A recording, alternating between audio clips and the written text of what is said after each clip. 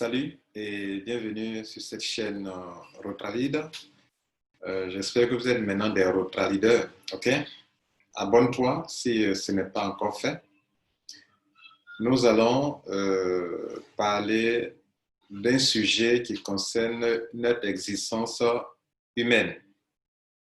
Vous savez, souvent nous cherchons l'argent, nous cherchons un mieux-être, ok? Et la plupart des gens se trompent en fait, ne considèrent pas l'essentiel. Se trompent de chemin, je veux dire. En fait, l'essentiel, ce n'est pas l'argent. Prenez la vie de certaines stars. Ils ont eu l'argent. Ils sont entrés dans la drogue. Et ils ont fini par se suicider. On se demande, mais qu'est-ce qu'il manquait à ces gens-là? Ce n'est pas l'argent qui leur manquait. Ce n'est pas l'argent. Donc, au début, nous croyons qu'ils ne sont pas heureux parce qu'ils n'ont pas assez d'argent. Nous allons avoir de l'argent. Beaucoup d'entre vous qui me suivez faites des affaires. Peut-être que beaucoup d'entre vous êtes venus sur ma chaîne pour apprendre comment exercer un métier pour vous faire de l'argent. Moi aussi, je fais ça et je vous formerai pour ça. Et je vous coach pour ça. Parce que moi aussi, j'aime prospérer. J'aime réussir dans ce que je fais. Et j'aime aussi voir les autres réussir dans ce qu'ils font. C'est pour ça que vous me verrez coacher et je ne finirai jamais de coacher les gens. Ça, c'est ma passion. Okay? Mais tout ça, nous faisons pourquoi? Enfin, nous cherchons l'argent pourquoi? Nous cherchons l'argent pour bien vivre. L'argent est nécessaire. Mais souvent, quand nous voyons des gens qui ont de l'argent, mais qui sont malheureux, on réalise que, en fait, tout n'est pas l'argent. C'est pour ça que sur cette chaîne qu'on partait voir dans nos avant-propos, nous n'enseignons pas que sur l'argent seulement, ni comment avoir l'argent. Nous traitons aussi des sujets de réflexion sur l'existence humaine. Aujourd'hui, j'aimerais parler des choses plus importantes que l'argent. Ce qui fait que souvent, nous parlons des choses qui souvent, ça manque aux gens. Et les gens, malgré leur richesse, ils ne sont pas heureux. Il y a un manque. Il y a un vide là.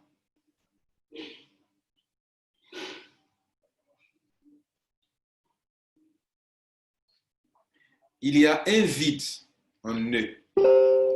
Ils ont de l'argent, ils se suicident.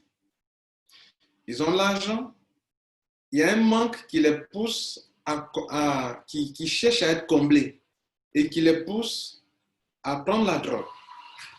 Ils entrent dans la drogue, ils se rendent compte que la drogue ne répond pas à leurs besoins. Parce qu'il y a quelque chose qui réclame, il y a quelque chose il y a quelque chose qui manque. Voilà. Il y a un vide intérieur. Quelque chose qui n'arrive pas à être comblé, que la richesse ne peut combler. Mesdames et messieurs, chers abonnés, je vais vous entretenir sur 4 choses importantes.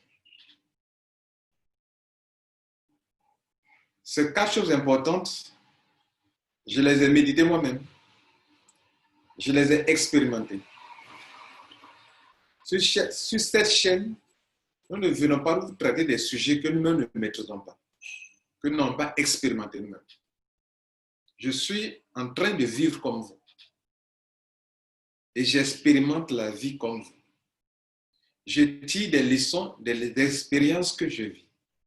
Et en tant que coach, je viens devant vous pour vous dire, pour vous faire gagner du temps, quoi. S'il vous plaît, faites ceci, faites cela. J'écoute aussi beaucoup, je lis beaucoup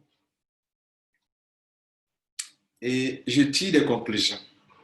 Et être sur ma chaîne, ça vous fait gagner du temps.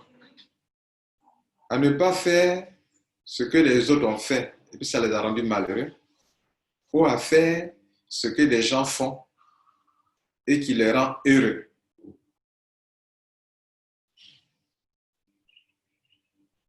Il disait tantôt qu'on cherche l'argent pour bien vivre. Mais qu'est-ce que bien vivre? Qu'est-ce que être à l'aise? Être à l'aise, c'est être à l'aise dans toutes nos dimensions. Dimension mentale, dimension spirituelle, dimension physique, je dirais dimension psychologique. Être à l'aise. Mais par moment, l'argent ne suffit pas pour nous mettre à l'aise dans toutes ces dimensions. Donc, il y a quelque chose de plus profond, de plus grand, de plus nécessaire, qui est même la base qui nous aidera à jouir réellement de notre argent. Et c'est de ces choses que j'aimerais qu'on parle. J'ai 4 points à partager avec vous. Le premier point que vous devrez considérer pour vivre, je dirais peut-être votre vie de façon réelle, de façon totale, et de bien vivre, c'est d'accepter l'équilibre. Accepter l'équilibre. C'est-à-dire, la vie dans laquelle nous sommes, c'est une vie d'équilibre. La terre même repose, la terre même est équilibrée. Si la terre n'était pas équilibrée, le soleil ne se lèverait pas à une heure précise et ne se coucherait pas à une heure précise. Le monde est équilibré. Et dans l'équilibre, il y a des contrastes, il y a des contraires, des choses opposées. Si je tiens une corde, que je tire ici fortement, et que les deux forces sont équilibrées, ça crée un équilibre là, au milieu. Si je pousse ici et que je pousse là, que les deux forces sont équilibrées, sont les mêmes, sont vraiment opposées, alors ça crée l'équilibre.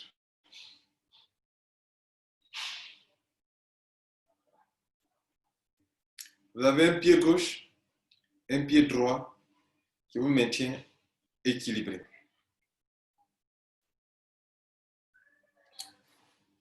Votre respiration, vous inspirez, vous expirez pour équilibrer.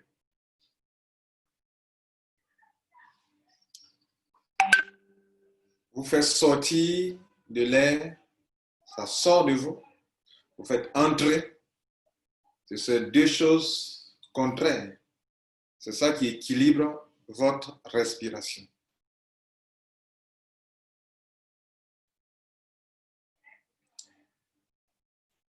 On vit et on meurt. C'est lorsqu'on sait qu'on doit mourir qu'on vit bien. Si on se dit qu'on ne meurt pas, on ne vit pas bien. Ceux qui auront bien vécu, c'est ceux qui ont été conscients de leur fin, qu'un jour ils vont mourir. Ceux-là gèrent bien leur vie. Mais ceux qui vivent comme si la mort n'existait pas, ne vivent pas bien.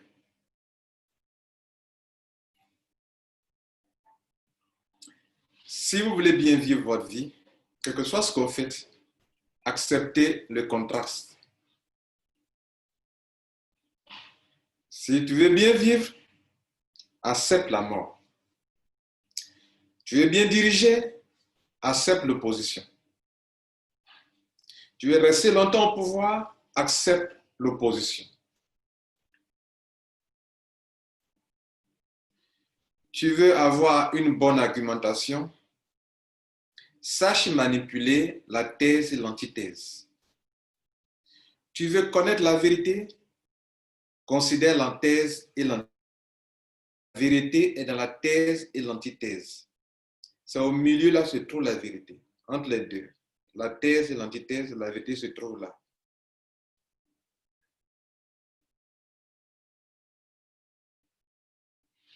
Tout est dans l'équilibre.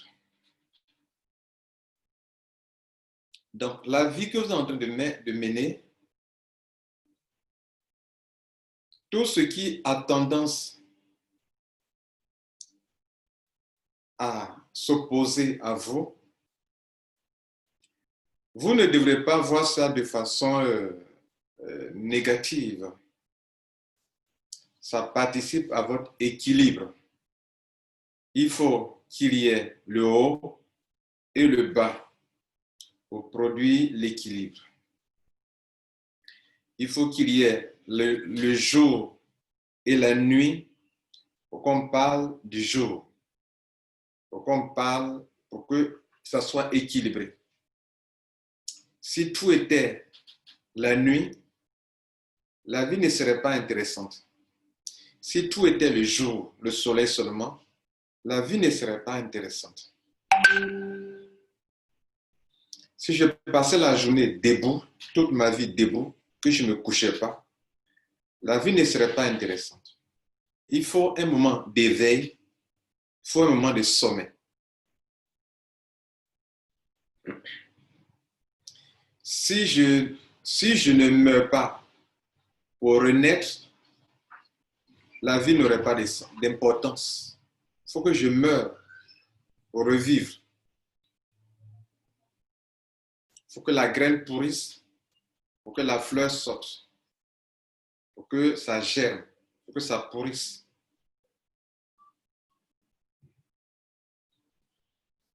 Si vous voulez bien mener votre vie sans stress, acceptez l'équilibre. Et la vie est dans l'équilibre. La sagesse est dans l'équilibre. La tranquillité est dans l'équilibre. Tout ce que Dieu a créé. Si vous êtes sur cette terre, acceptez la philosophie de cette vie qui est dans l'équilibre. Si tu fais quelque chose avec excès, ça va commencer à nuire aux gens. Si tu ne dilues pas, que tu fais avec excès, ça nuit.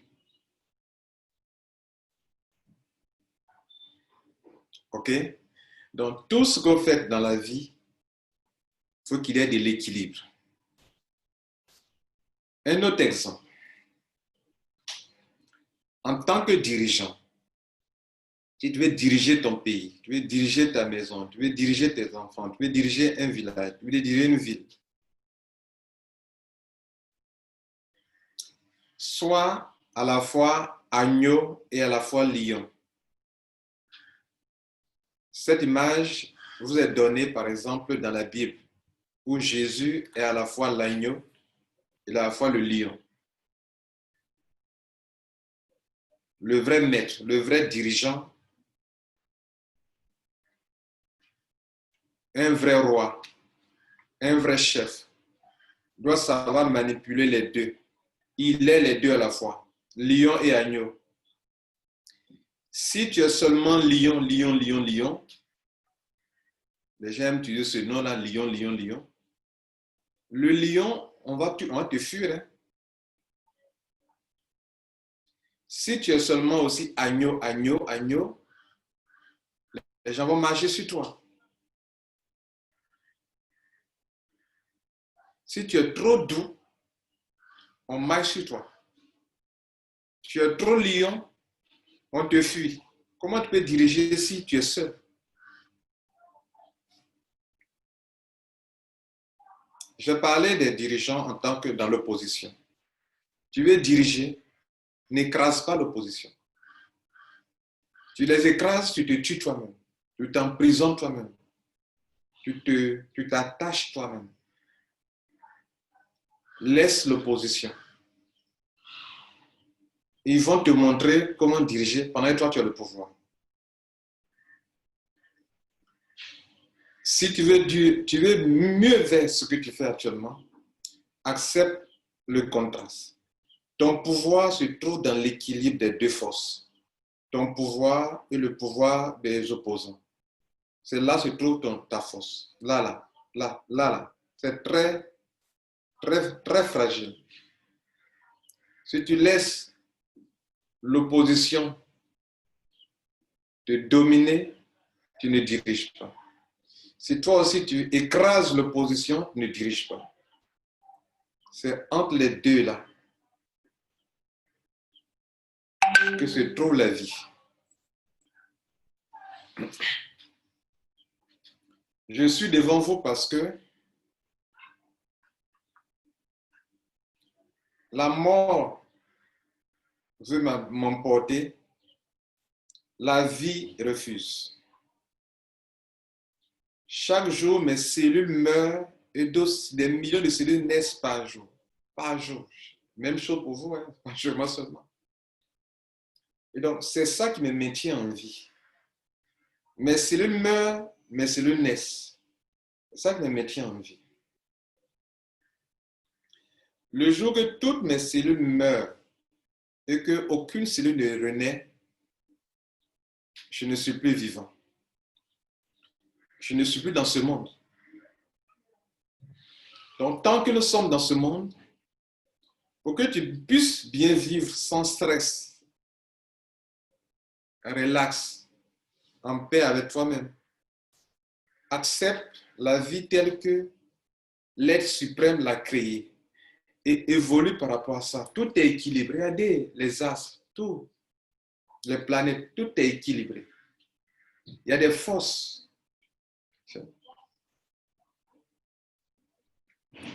Le mal, ce que votre pensée appelle mal, n'est pas un mal. C'est mal parce que vous croyez que c'est le mal. Ce n'est pas le mal. Oui. Il y a une métaphore dans la Bible, la connaissance du bien et du mal. En fait, ce que tu conçois être mal était là auparavant.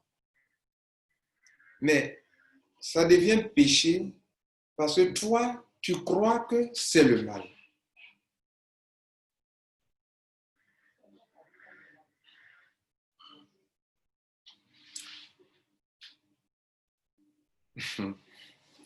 On va attaquer un autre point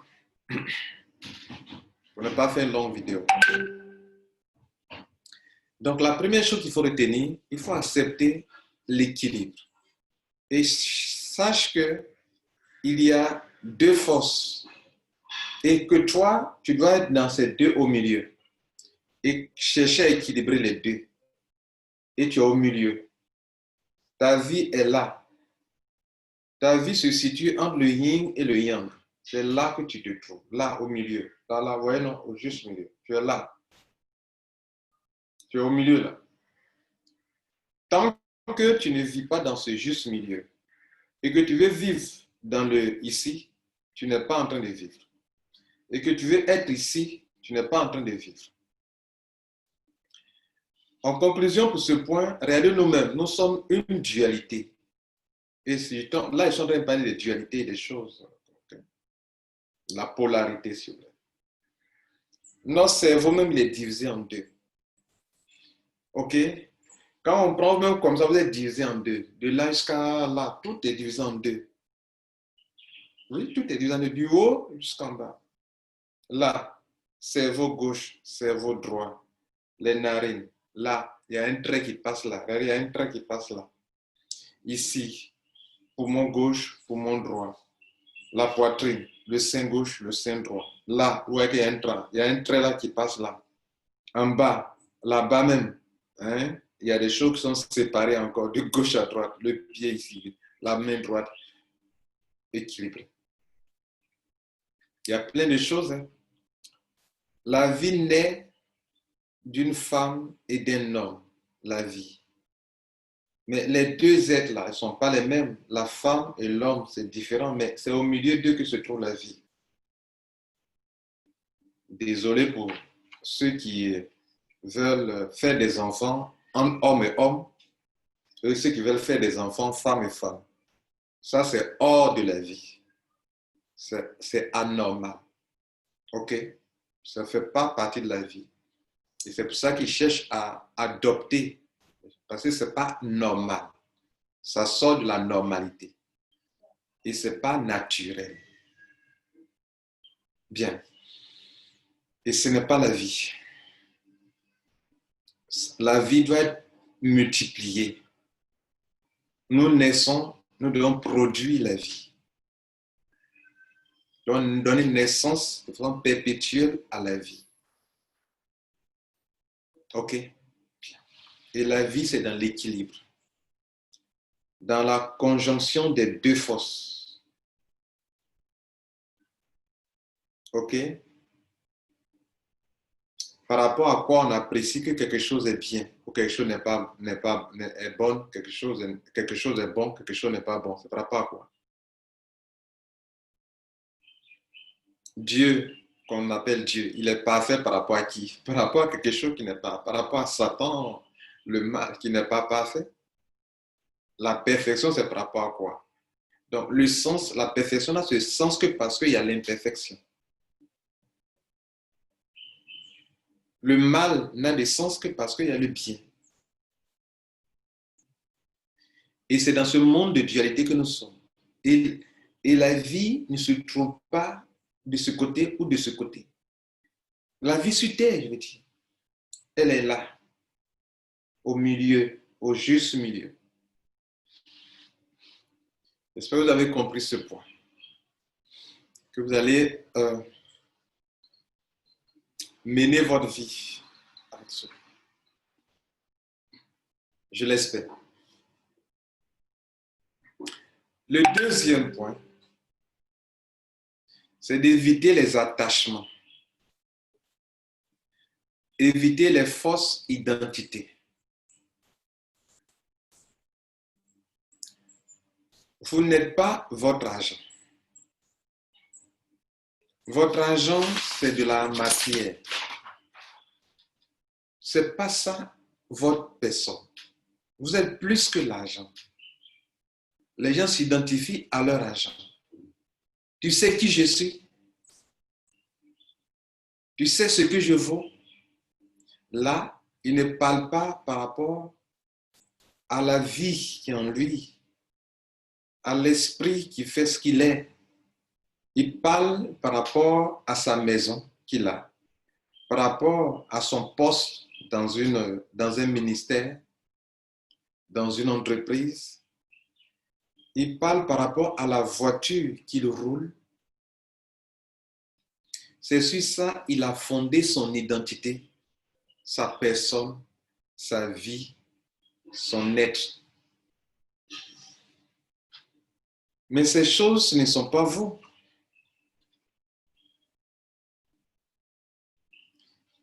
Ces choses ne sont pas éternelles.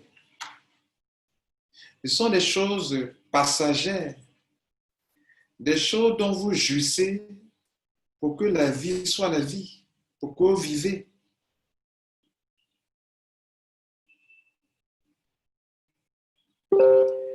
Et ces choses, parce qu'elles sont passagères, si vous voulez mener une bonne vie, une vie de joie, de tranquillité, de paix intérieure, de stabilité, ne vous attachez pas à ces choses. Parce qu'elles sont éphémères. Elles sont utiles pour votre vie, puisqu'on parle de vie ici, pour bien vivre, mais elles ne sont pas vous. Ce ne sont pas elles qui vous font. elle contribue à votre bien-être, à votre vie en société, elles vous aident. Mais elles ne sont pas vous. C'est une erreur de s'identifier à ces choses ou de s'attacher à ces choses.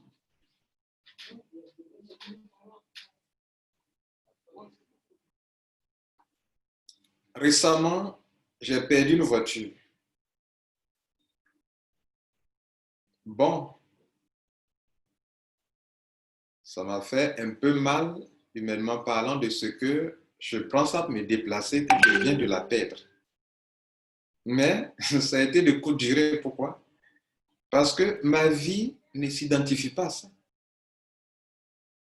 Je peux monter dans un taxi, dans un Aurore, ça ne change rien dans ce que je suis. Je peux marcher, je peux monter à vélo, je peux être dans une moto, ça ne change rien dans ce que je suis. Je peux marcher, ça ne change rien dans ce que je suis. Quand vous vous identifiez à un poste ministériel et que le pouvoir change de camp, vous êtes anéanti. Puis c'est sur ça que vous avez construit votre personne, votre être. Vous êtes anéanti. Quand vous êtes identifié avec à votre argent, que vous perdez votre argent, que vous n'avez plus la position que vous aviez, vous tombez au fond. Pas que vous êtes tombé réellement, mais c'est ça, c'est ce qui est là, c'est ce que vous avez construit comme vie, comme vie, c'est comme ça vous voyez. Donc pour vous, aux yeux du monde, vous dites que vous n'êtes rien, vous n'êtes plus rien, vous êtes fini. Je suis fini, je suis foutu. Vous vous identifiez à votre boulot, à votre compte bancaire, à votre voiture, à votre belle maison, à votre belle femme, d'ailleurs, à votre beau mari. C'est ça, c'est pas ça qui est vous-même. C'est pas ça qui est vous. Et quand vous vous identifiez, vous attachez, vous faites de ça c'est ça qui fait votre gloire. Vous prenez ça pour faire votre gloire, pour dire que c'est ça qui fait que vous êtes le puissant, ça qui fait que vous êtes grand. Et les jours où vous les perdez, vous perdez totalement ce que vous êtes, puisque c'est comme ça que vous avez construit votre vie. Et une telle vie n'est pas une vie équilibrée ni une vie stable. Pourquoi? Parce que l'argent, ça vient, ça s'en va. Les voitures, je suis à ma quatrième voiture, je suis à ma quatrième voiture depuis 2008. Mais je ne me suis jamais attaché à ces voitures. Je me dis que je les ai pour m'en servir. J'ai roulé dans une Mercedes, j'ai roulé dans une Range Rover, j'ai roulé dans une Mazda et je roule dans une Ford actuellement.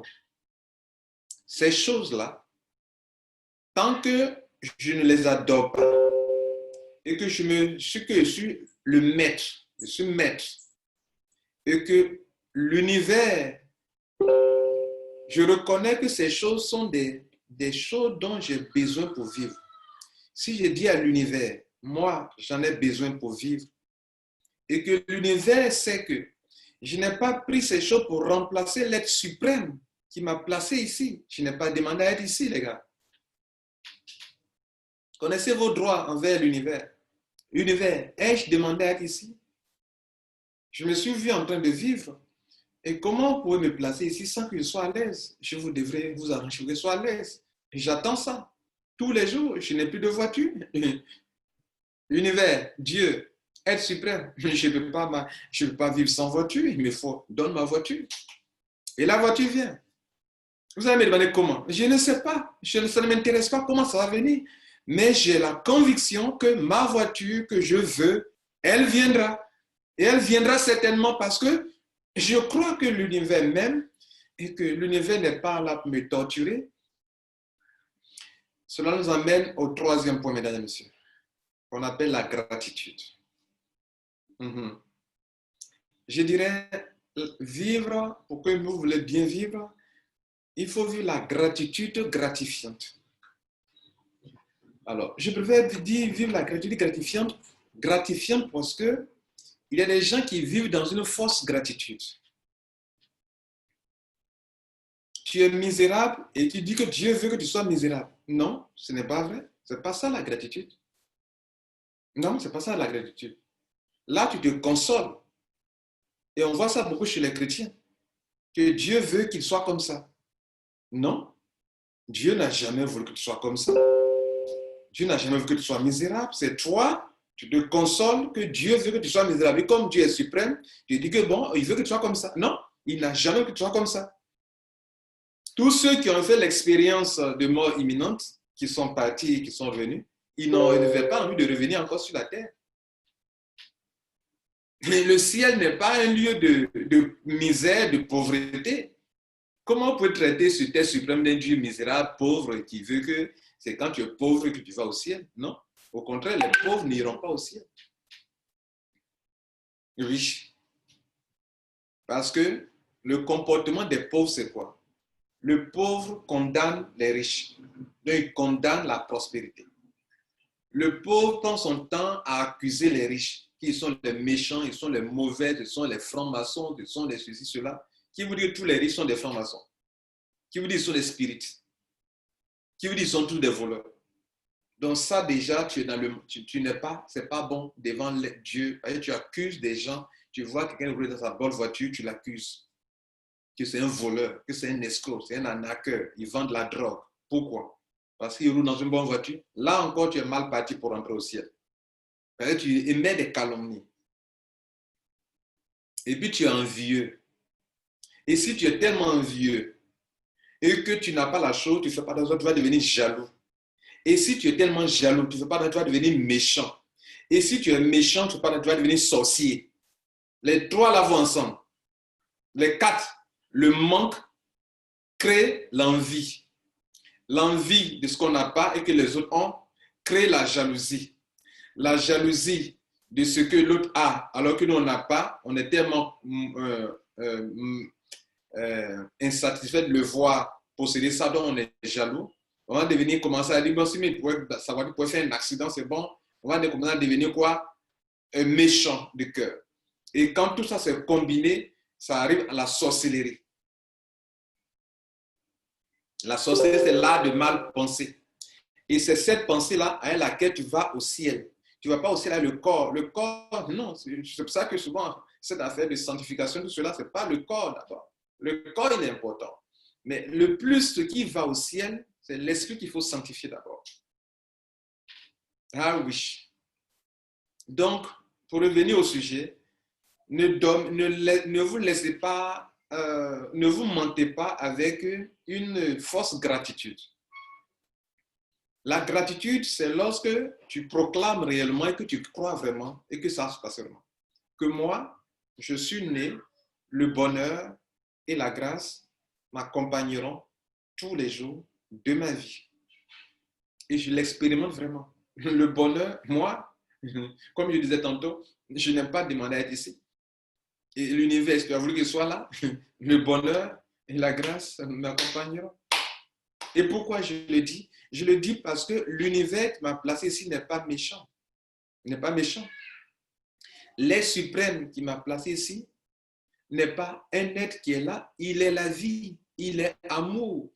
Quand on voit tout ce qui nous entoure là, si on n'est pas amour, on ne peut pas mettre ça à notre disposition. L'oxygène, les belles fleurs, la nature, les montagnes, les oiseaux, les plantes, la terre même, le soleil, la nuit, le sommeil, les beaux garçons, les belles femmes, de beaux enfants, le corps que j'ai, mes yeux pour voir, mes oreilles. Si on n'est pas amour, on ne peut pas doter ça à un être humain.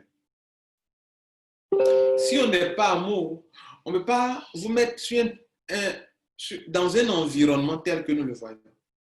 C'est vrai, nous sommes en train de tout détruire, mais l'être qui est là est amour. Donc, il veut que tout le monde prospère. Il veut que tout le monde soit dans l'abondance, que tout le monde vive mieux, comme il veut le vivre. Vous voyez, ce n'est pas lui qui va... Non, c'est-à-dire, c'est comme si tu aimes tes enfants et tes enfants, eux-mêmes choisissent la vie qu'ils veulent vivre. Donc, vivre la gratitude gratifiante, c'est reconnaître dans toutes les circonstances de la vie que cela t'arrive pour t'enrichir, pour te propulser, pour tu tires de tout ce qui t'arrive quelque chose de bon. Et pas se blaguer à soi-même. Et c'est croire réellement. Croire que rien ne vient, et il y a un verset de la Bible qui le dit bien, et contrairement à ce que d'autres disent, qui n'est pas, que je n'apprécie, que je ne partage pas, tout ce que Dieu fait est bon. Non, tout ce que Dieu fait n'est pas bon. Je suis désolé. Si je perds quelque chose, c'est un mal, c'est pas bon. Je perds ma voiture, en quoi est-ce que c'est bon? Vous comprenez? Donc, ne dites pas que tout ce que Dieu fait est bon. Tout ce que Dieu fait n'est pas bon. Il y a des choses que Dieu fait, c'est bon. Il y a des choses que Dieu fait, ce n'est pas bon. Donc, quand on dit tout ce que Dieu fait est bon, ce n'est pas complet. Par contre, regardez ceci, ce qu'un verset biblique dit. Il dit, toute chose, dans Romains, toute chose concourt au bien de ceux qui aiment Dieu, de ceux qui sont appelés selon ses desseins. Donc, prenons la première partie de la phrase du verset. Toute chose concourt au bien de ceux qui aiment Dieu. Ça veut dire quoi? La chose qui est arrivée n'est pas bonne normalement. Humainement parlant, ce n'est pas bon. Mais, il y a un espoir. C'est que ça concourt à mon bien. Ça m'aide peut-être pour l'avenir. Ça m'aide pour dire quelque chose. Il y a des gens qui devraient prendre un vol et ils n'ont pas pu prendre ce vol. Après, ils n'ont pas pu prendre le vol, soit par un retard, ils se sont plaints, mais il y a eu crash. Toute chose a concouru à son bien. Il y a des gens qui devraient prendre sa voiture pour voyager et il y avait ce jour-là des assassins là-bas. Toute chose a concouru à son bien. C'est de ça qu'il est question. Mais ce qui est arrivé, ça fait mal, c'est un mal. Mais par moment, Dieu, comme il est question d'équilibre, l'être suprême se sert du mal pour faire le bien. Voilà ce qu'il faut retenir. C'est mal, c'est pas bon. C'est pas bon. Bien. Donc, vivre la gratitude gratifiante, selon moi, c'est vivre une gratitude dans laquelle on prospère effectivement. Mais tu es dans ta vie, tu es là, tu ne prospères jamais, tu n'avances pas, tu es toujours la même chose. Et tu dis que Dieu le veut comme ça? Non, Dieu ne l'a jamais voulu comme ça. C'est vrai, pour un départ, oui, mais ça doit changer. Parce que le but de Dieu, la volonté de Dieu, c'est que tu vives mieux. Mais ça dépend de ce que toi tu penses, de ce que toi tu veux. Qu'est-ce que toi tu vois pour ta vie? Qu'est-ce que toi tu attends? La nature, Dieu ne te donnera que ce que toi-même tu es. Et ça, c'est une vérité aussi absolue. Tu ne peux recevoir que ce que tu es. Tu ne peux être que ce que tu es spirituellement. Donc, si tu veux l'abondance, sois l'abondance. Si tu veux la prospérité, sois d'avance la prospérité. Si tu ne veux pas, tu trouves mal, tu trouves mal le bien que quelqu'un est en train d'acquérir, toi aussi, tu ne peux pas acquérir ça parce que tu ne trouves pas ça bien. Le quatrième point pour finir, il faut éviter, pour mener une bonne vie, il faut éviter de tomber dans le piège genre donner sens à sa vie. En fait, c'est quoi vous appelez donner un sens à sa vie. Vivre la vie elle-même, elle n'a pas de sens. Donc, c'est une folie de dire que je vais donner un sens à ma vie. Le sens de la vie, c'est de vivre. Il n'y a pas un sens. La vie n'a pas de sens.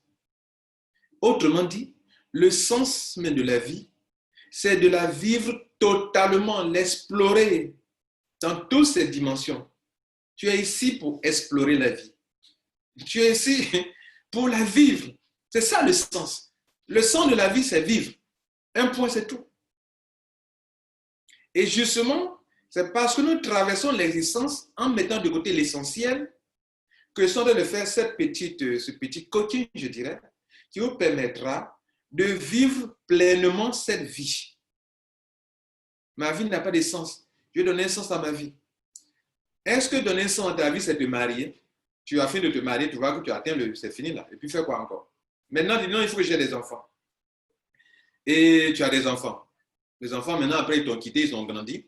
Et maintenant, quel est le sens de ta vie? Tu vois? Tu vois?